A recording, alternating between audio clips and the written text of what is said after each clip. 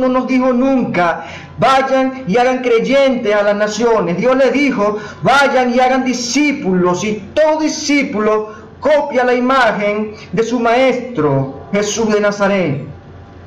Dios quiere que tú y yo seamos discípulos, y sus discípulos escuchan y hacen su palabra, aman su palabra. ¿Quién es el que ama a Jesús? El que escucha y hace la palabra de Jesús. Él permanece en nosotros y nosotros nos permanecemos en Él. Así como Él permanece en el Padre, así Jesús nos dice, si me aman, hagan mis mandamientos. Así como mi Padre me ama, porque yo hice su mandamiento, así yo los llamo que me amen y que cumplan mis mandamientos y que caminen en mi camino. En este pasaje anterior le dice, yo soy el camino, la verdad y la vida. Pero ¿cuál es el camino y cuál es la verdad y cuál es la vida? Porque si tú recibiste a Jesús y clamas a alguien, a Jesús, tienes que conocerlo. Tú no puedes clamar a alguien, como dice Pablo, nadie clama a alguien sin conocer a ese a quien clama. Y nadie puede predicar a alguien que no conoce sus enseñanzas. Si eres verdadero salvo, si somos salvos en Jesús, nuestro espíritu, nuestras vidas deben estar totalmente encaminadas en su camino y en su verdad. Y la verdad es su palabra absoluta. Él vino a darnos la vida y vida en abundancia. Es el camino, la verdad y la vida. La vida es que te conozcan a ti, el Padre Celestial, y toda su palabra y todo su carácter, para que puedas caminar y tener la salvación. Creyendo en Jesús, tienes la salvación. Ahora, Dios quiere darte vida y vida en abundancia. Recordemos esta pecadora, esa mujer que traía a los fariseos como adúltera. Allí la querían apedrear, pero Jesús diciéndole a la pecadora, diciéndole a los que estaban allí, a la adúltera y a los que estaban allí, le dijo, el que esté libre de pecado, que lance la primera piedra. Pero sabemos que todos somos pecadores y nadie lanzó la primera piedra. Pero Jesús, viéndola al momento de quedar solas y sus acusadores se dispersaron, las levantó y le dijo, ¿dónde están tus acusadores? Y ella dijo, no están, todos se fueron. Y Jesús le dijo, como ellos no te condenan, yo tampoco te condeno. Ve y no peques más. Jesús, por su sangre en la cruz, Él nos perdonó toda clase de pecados, para que demos frutos buenos. El agradecimiento que tú y yo debemos tener en nuestros corazones es caminar en su palabra, vivir en su palabra, comer de Él, comer de su cuerpo, de su sangre, que es la palabra que da vida y te limpia. Porque aquí en este versículo Jesús les dijo, ya ustedes son limpios por la palabra que han escuchado. La palabra de Jesús, sus evangelios, Marcos, Lucas, Mateo, Juan, es su palabra viva. Escúchala, ella te limpiará y te dará vida. Ahora, esta pecadora, la adúltera, fue perdonada de todos sus pecados, pero Jesús les dijo, no peques más, porque puede venir algo peor sobre tu vida. Dios no quiere que el castigo de ese mundo pecador, del pago del pecado, que es la muerte, venga sobre nosotros. Dios es amor. Dios es amor. Dios es amor. Pero por eso es que te dice esto. Aún mucho en el mundo no lo entienden, y el mundo de los cristianos no entiende que Jesús puso todos sus ejemplos para que tú y yo no caigamos en la esclavitud del pecado que estabas antes sumido, antes de venir a Él. Dios mandó a su Hijo allí a la cruz y Jesús dio su vida, su sangre, para que no vuelvas a ser esclavo del pecado y seas libre. Meditemos, reflexionemos. 20, 15, 10 años, 5 años conociendo a Jesús, yendo a una iglesia, pero tu vida no ha cambiado en absoluto. Debes reflexionar sobre tu salvación y sobre el caminar en el camino de Jesús. No es fácil, dijo Jesús, Él no nos engañó.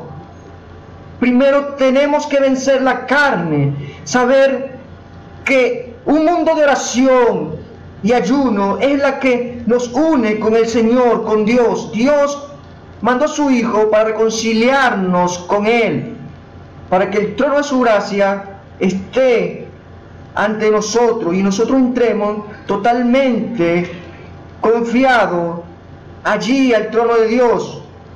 Pero Dios quiere que tú te comprometas hoy genuinamente, de corazón, de llevar una vida de oración, de la lectura de la palabra y de esa consagración a Dios. Dios necesita a un hijo, y tú eres su hijo. Yo soy su hijo. Y si somos sus hijos, queremos estar con nuestro Padre. Y la única forma de estar con nuestro Padre no son por tus obras, no es por lo que tú puedas hacer, la obra de caridad, no es lo que tú puedas hacer, prender una vela, sino Él quiere que tú te acerques totalmente allí, confiado, en oración, en una entrega de corazón, perdonando allí toda clase de pecado a aquel que te ha ofendido, sacando toda aquella clase de fornicación y obra de la carne que te aleja de Dios. Pablo dijo que lo que nos aleja de Dios son las obras de la carne, el pecado que seguimos practicando.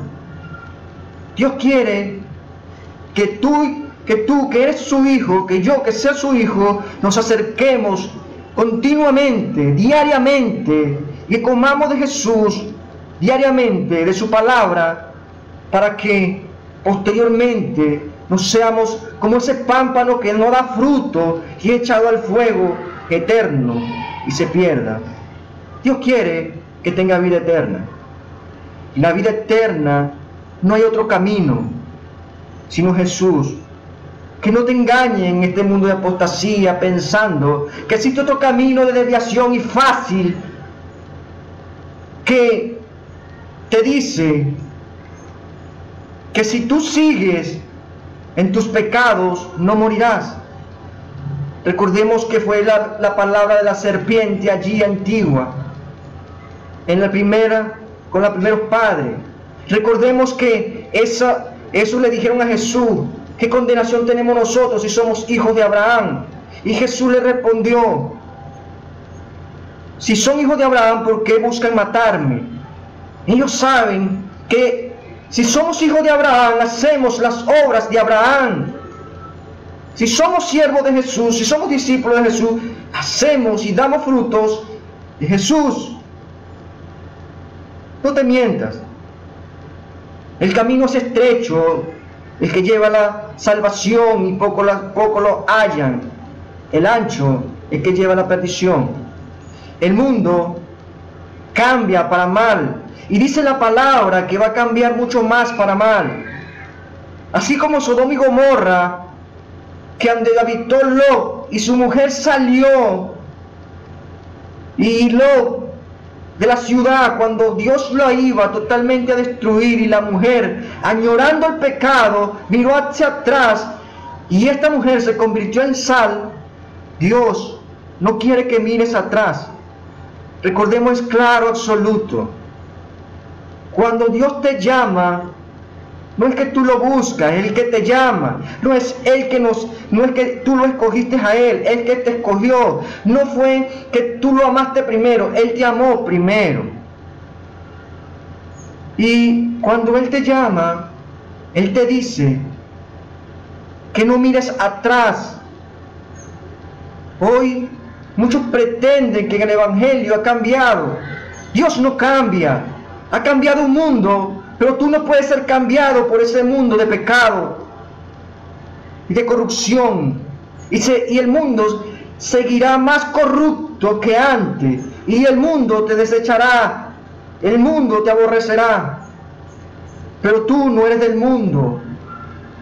Jesús, Dios, el Espíritu Santo, esos tres creadores que dijeron al principio, hagamos al hombre a la imagen y semejanza, y te creó a ti y a mí, ellos nos cambian. Su santidad nos cambia.